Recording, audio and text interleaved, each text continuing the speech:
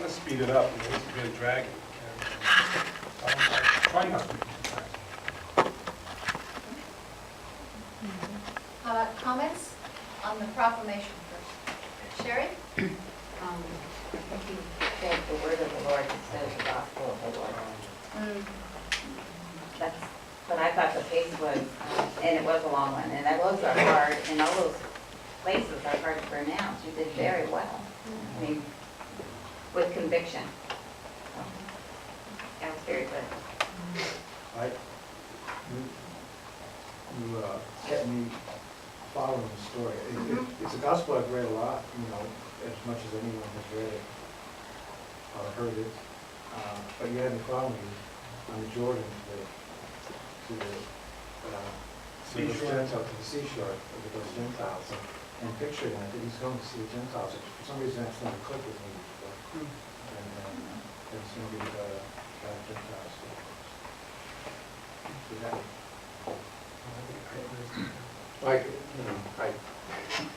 I could feel your urgency to read it, to get through it, more than I could hear the words. I mean, I could hear what you were saying too, but I thought it was just a little bit fast.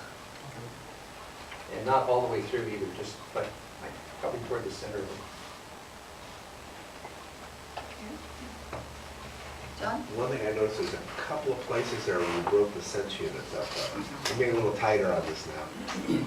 We're a little choppy on the sense units of the sentence. And just be careful to make sure that you follow the complete thought, even if you're doing it slowly, which is okay, to not put a pause in the middle of the sense unit and then starting it because it makes it choppy.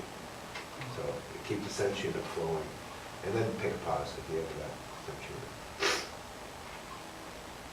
I think it's integrating the homily with the proclamation.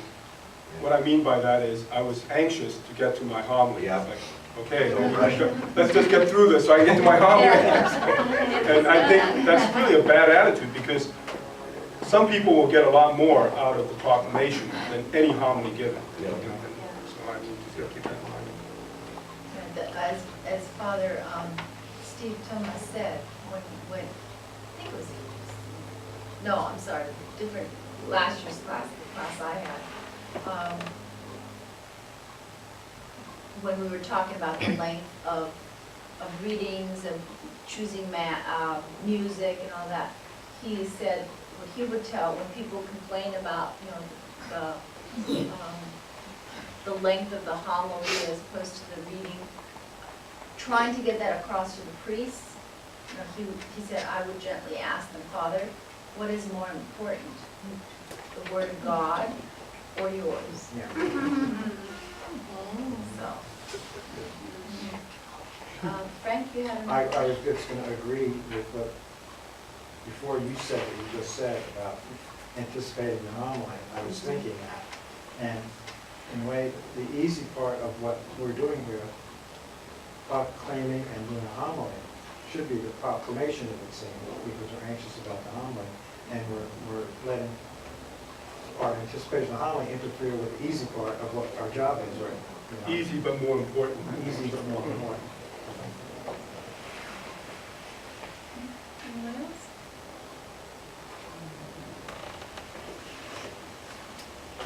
Good. Yeah, the only thing I was going to point out was what Sherry said, that the word of the Lord is supposed to be gospel. Okay, what about the first part of the homily? Well, Larry?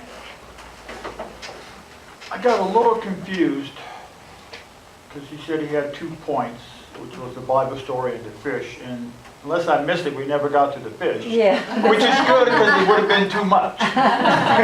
So, Yeah. No, What's the fish I about? lost the part on the fish. I mean, it's here, but I forgot about it. You can tell us now. that was good though, that you did it.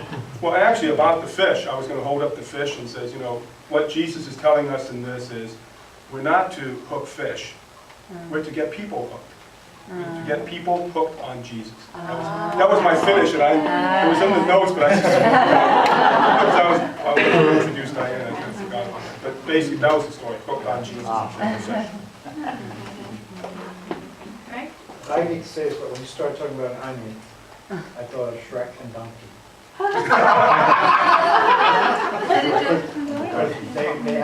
conversation about layers of an ogre being compared to an onion. And I just saw that movie, it was on. But anyway, aside from that, what kept me going, you kept me going, and you kept me hooked on what you're talking about. And I was able to get the thread and follow you when you were going. So it worked out. Good analogy. I mean, very good analogy. Can I ask, can you guess, because I actually wrote out a one sentence or actually 5-word phrase of what, can you guess what the theme was? I mean, what was the theme? To get involved in your parish, to do ministry. Ministry. Well, Maybe that's not the exact word, but no, but it's something it's like to- that. It was like the universal call to ministry. All kinds of, that's what I was trying to get across. is that everyone- Yeah, I got that by, how many people are baptized, how many people been converted. That was really good because it got people involved, but I was very impressed with your enthusiasm walking out. You know, if anybody was ready to take a nap, they couldn't, you know, because you were coming out. That's why the gospel was written so fast, because I was like up there reading, it's like, I want to get out there, I want to get out there. No, but if, you know, if you're sitting there going, okay, now it's time for my little snooze, you couldn't have done it because of the way you just walked out and started in. You know, just woke everybody up and then got people involved with questions. If you were going to be sitting there complacent, you couldn't because you had to answer. Martha? I like your use of props, because, you know, I'm a visual person, so when you're talking in your proclaim, when you're doing your homily, I'm visualizing like fisher, fishing, I'm visualizing the word, and also when you're trying to Santa Claus of the baby Jesus, you know. Thanks, Jen. To me, that was really effective, you know. I'm a simple person, so that's who you'll be, you know, talking to in the pews is someone that, you know, comes from the community, and so, you know, for me, it helped with your homily that you're both saying. And also, I got about the ministerial service as well, you know, your call. Angela? I was like really anticipating what you're going to talk about, the fish. Because I already had something in my mind. And I was talking on a break time to Ike and Sherry that fish is like a symbolize that they always leave their eyes open even when they're asleep. So as a spiritual person, you always like stay awake, always be aware and awake. So like in Korea, when you go to temple, there is a fish hanging in the temple, the roof. It reminds all the monks that they need to stay awake. And one of our St. Paul publisher in our country, they make all these spiritual books. The symbol is the fish, like stay awake. So I was like trying to see if you're going to say something about that. So it's like stay awake. That would make another good homily. Bring out the fish for stay awake. And I'll use this. You can borrow my fish. It's a pillow, actually. Okay, it's a pillow. Ray, Mike, and Remy. Okay. I like Joe when he comes into the preaching because he's so dynamic. I forgot to critique him. I got too involved already in what he's talking about. And content-wise, I like the way he challenged the listener to be proactive with the gospel. So that's really very interesting to me. A lot of it's already been covered. I also was kind of left dangling with the fish, like, what's he going to talk about? But what I like, especially how you went prior to today's gospel and kind of give a brief Yeah. thing about what happened before that, Good point. to make us understand a little bit better what today's gospel is about, and you know what the call is and all that. I really like that. That was really good the way you did that. You know, you didn't really go like real deep into it. Just here's what they talked about before. Here's what happened before. Now this is what we're talking about today. But it all kind of like flowed and tied in together. Thought that was pretty good. But like so, you left me hanging. So once the fish coming in, Come back next Sunday, Mike. That's like you come back. It was just a ploy. That was the hook. It's not a fish. Remy? Oh, I like Diane's ending when she said, what kind of follower are yeah. you? I thought we had She that. said, are you going to remain in the manger or go all the way to Calvary? It's a very nice Like reflection. Frank? The strong point for me on yours, Joe, is when you got into mentioning volunteers, because I've had that same conversation about ministers, they're not volunteers. Yeah. But you Yeah. call them recruits, that's a strong word, but, but it, it says there's an obligation there that you know, which is good. And you're back to the major recruit, that you have an obligation to do this. That's good. I'm going to use this next ministry Sunday. Actually, I come up birthday. September. I'm going to do it in September. Good. Frank? And Francisco? Oh yes, I felt the same way.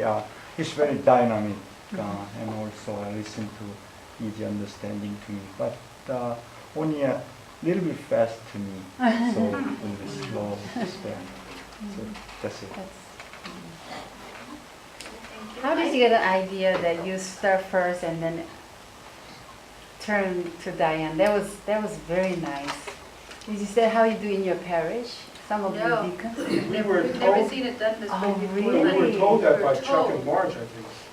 Was it Chuck and Marge that told us? Somewhere along, Yeah, I we think were so. told that sometimes I parishes think will that's have good. I both think that's, people. That the deacon couple will actually. yeah, We right. thought we'd try it. And because sometimes there is like a woman's point of view, and the way you explain about like how your children live and how you felt and all of this, it's different when man is explaining, and so it's like a feminine view, and it's really nice like together. So I think that's Actually, when I read hers, what I told her is I said, you know what? Mine's very intellectual. It's analytical. Like there's baptism, recruit, and I said, yours touches the heart. Mine's up here, yours right, is down here. right, yeah. Because hers is much more. We wrote separately, totally, until, when did you read mine, yesterday morning? Yeah, I read it. Friday morning was the first time you read mine, and, you know, they worked well together. Of course, I couldn't read his because he did it spontaneously, but, you know, he gave me pointers enough of it. Oh, you did deliver. You know, this is a kind of a little trick. I ended up not using it, but it gave me great comfort. See, I had this, but I didn't look at it, obviously, otherwise I would remember the fish, but you know, so it wasn't really spontaneous. I made notes, but I never really used it, but it just made me feel comfortable Yes. enough to come out here. You know, otherwise, I would have felt like, oh, what if I forget something? I felt like, well, if I forget, I'll just say, well, you know, looking at the map. But people couldn't see it, right? It looked very professional with the Bible. I'm like, oh, okay, that priest is studying priest. It dropped.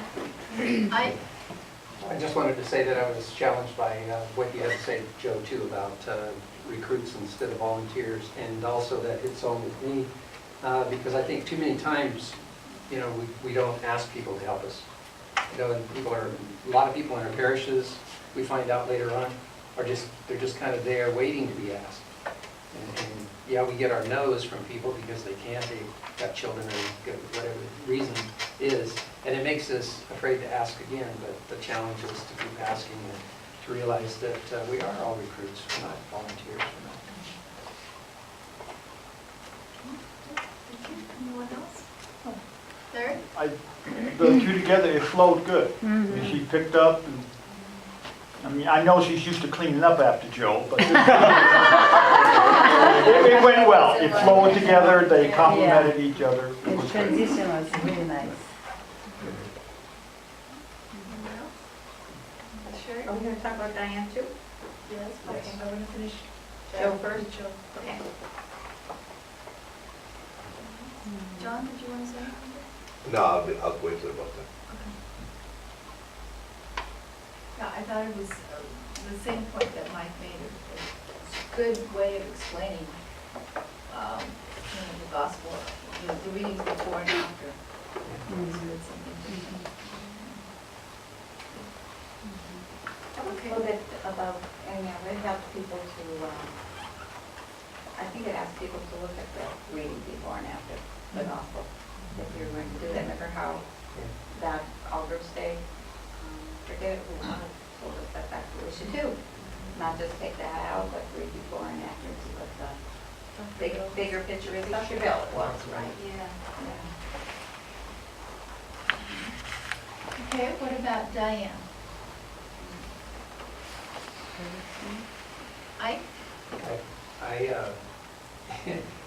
What you said at the end really hit me hard about whether we're just going to be a part of the Christmas celebration or we're going to follow Jesus all the way to the cross. And that's what I'm left with, is the basic challenge of, you know, how real is this? How seriously do you take what you say you believe? And I really appreciated that. And it wasn't done in a way that was confrontational at all. It was just a way of, you know, reflect on and think about this. It was an invitation. Yeah. I thought that was great. Sure. I like the questions that you asked about being honest and like if you get too much change and not getting your impact and stuff like that, because that day-to-day lived experience stuff. But I think that it's more of a call, instead of a call to ministry and sign up for something, I think it's more of a call to live the life that Jesus calls us to. Fire baptism. You know, that, and it's in such an everyday, down-to-earth way that we're really called to live that way, but we forget about those little things and we think they don't count. But, you know, they pile up. But I thought it was very good, very challenging, and something to ponder. You're right, though, so my example weren't on point with what I was trying, the point I was trying to make was just like call it holiness rather than call to discipleship, so, yeah, you're right. Anyone else?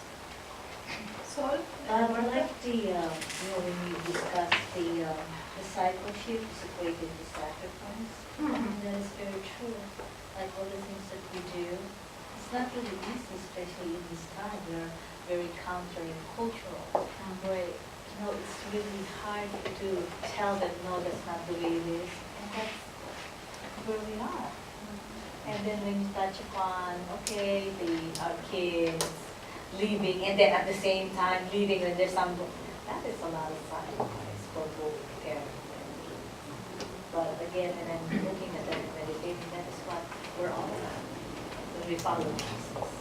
Because we're engaged in the mission. That we're not just there to follow, but we are to do. So that is very good. First of all, I thought you were really good. I thought you spoke, you know, you hurried it all along, you spoke in and out as well. Pace, tone, you didn't seem nervous at all. I also like your analogy about the family, about the children being sent off to college, leaving the family nest behind, and also about the sons leaving the father, the work still has to be done and everything. I can identify with that, you know, just being, you know, having a family, being a parent, whatever.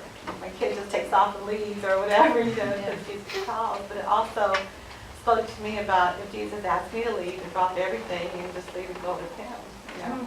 That's a very challenging thought. Yeah, it's also very good. Right? The point you made about those two sons just jumped out of the boat and leaving their father there. I've often thought about that too, and I'm ready to if I was their father, swinging an oar at it.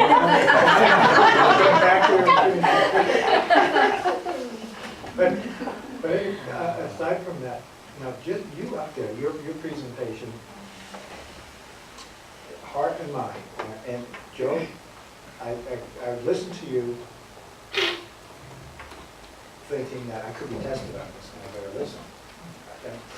I'm listening to Diane, and was just listening to, you know, your mother talking to you, or somebody talking to you, and it was from the heart. It wasn't in the same way, and it was listening in totally two different ways of listening.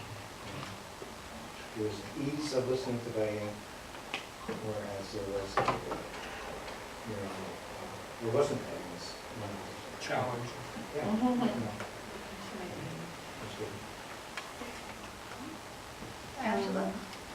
very smooth, very just like soaking through.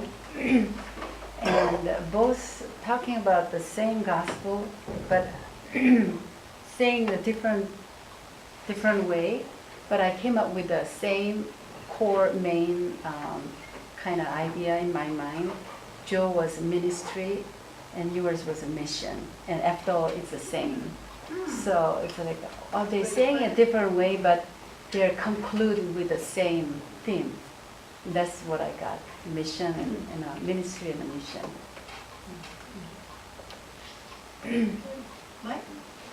Yours made me think, because when you talked about how the disciples or the parents that they left sacrificed for ministry, and what are we going to sacrifice? That's what stuck with me. What am I going to give up to do ministry? Because it does involve sacrifice, which ties into what Joe says, we're not volunteers. It's all ministry. And if we're going to do ministry, it may be we got to stay home from a party one day or something. So the sacrifice part of that really stuck with me.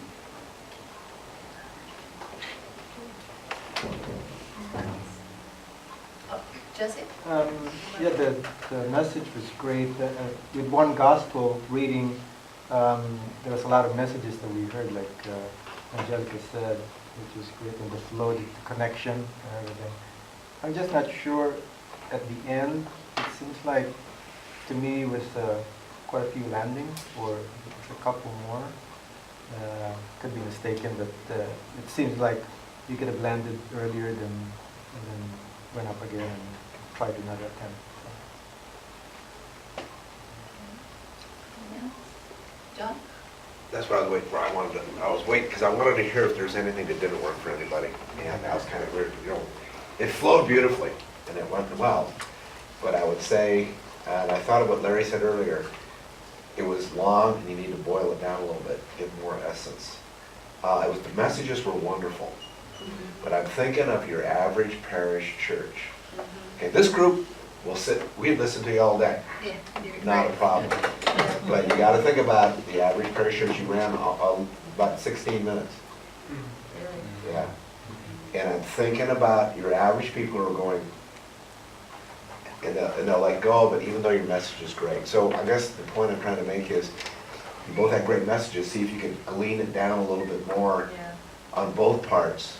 The same thing as the message is great, but to boil it down a little bit, knock about 3, 4, 5 minutes, 4 minutes off of it, maybe, and you'd be fine.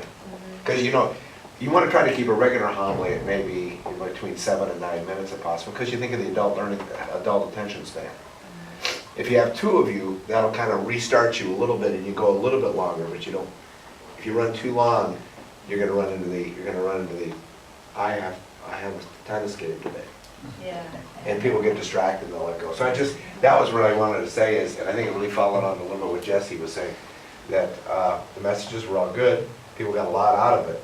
It's good. This group will listen to everything, but I was trying to listen as a parishioner. And I was sitting there thinking, okay, how long are we going to go? Did that include the proclamation? No, not including the proclamation. Yeah, I tried to. I just want you to be a little aware of that. I mean, it was probably, I was kind of estimating a little bit. I could be off by a couple of minutes, but it was pretty close. Because you started almost about 25 after, and it was 40. I'm looking also at my watch, and it was 41 when we finished. And there was some things I could have cut out that, I think we should have shared maybe a little earlier in the week than we did. But like I had also written back about the baptism and the desert, and I could have left that out, and I should have. Yeah, I heard the repeat a little Yeah, bit. that was a repeat. That was at the very beginning of yours, though. Yeah, it was. That would be really. She's exactly right. It was at the beginning. Yeah, I could have cut that out. So that's why if you're going to do it together, make sure you're not repeating each other or yourself, and then you'll be fine. And I think if you probably gone through that a little bit and taken some of that, gleaned that a little bit, it'd been great. Just boil it down a little bit, you'd be good. Because you don't want to lose, with a message as good as you guys had, you don't want to lose your people. Angela was so right about the ministry and the message. One way, that's such a way of putting it. So great, yeah. And I like the team, I like the two of you doing it. I do think too. it's great. I thought it was wonderful. You complement each other very well. We think differently. Because of the fact that you do think differently, and also because of the masculine and feminine aspects. You know, you're going to bring out a different, you obviously can have the same theme, you know, but you brought it out, and you're going to always bring it out in different ways, because you're not just different people, but you're also man and woman.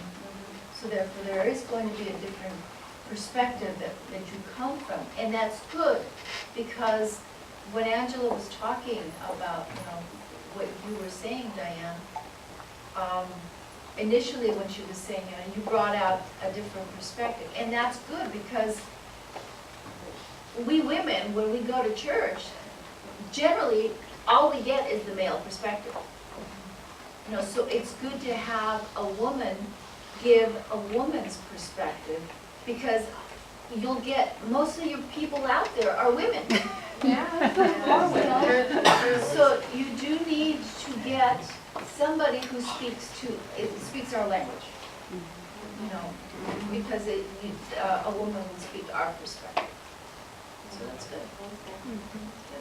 I would just also agree with John, if you're going to do it, combine it a little bit earlier so you can cut down. Yeah. Okay. So that was good. Thank you. Thank you.